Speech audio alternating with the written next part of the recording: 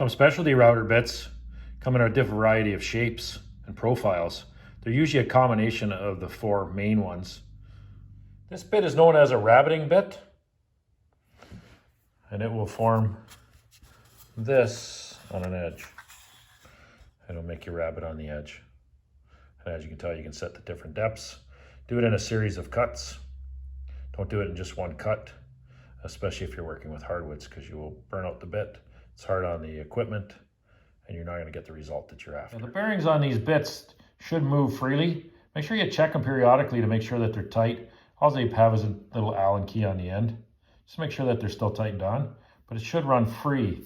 I found one in my pack there that basically the bearing is solid. It does not want to move. So I just have to take it off and replace it.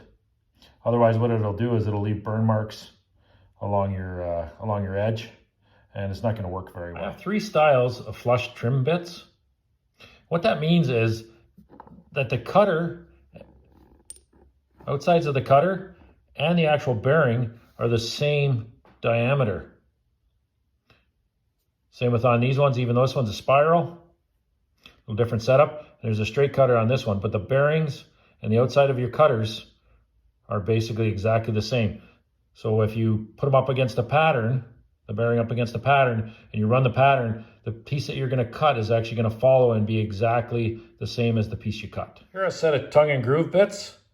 This one does the groove, this one does the tongue. What you have to do when you're doing the setup is use some scrap pieces. You'll have to keep working them so that you can get the surfaces to become flush. Here I have a set of raised panel bits. I have the rails, the stiles, and the profile for the raised panel. These all come as a match set so that they work with each other. And they work very, very well. But there's a little bit of work to the setup. You want to use practice pieces until you get it right. Here we have some other bits.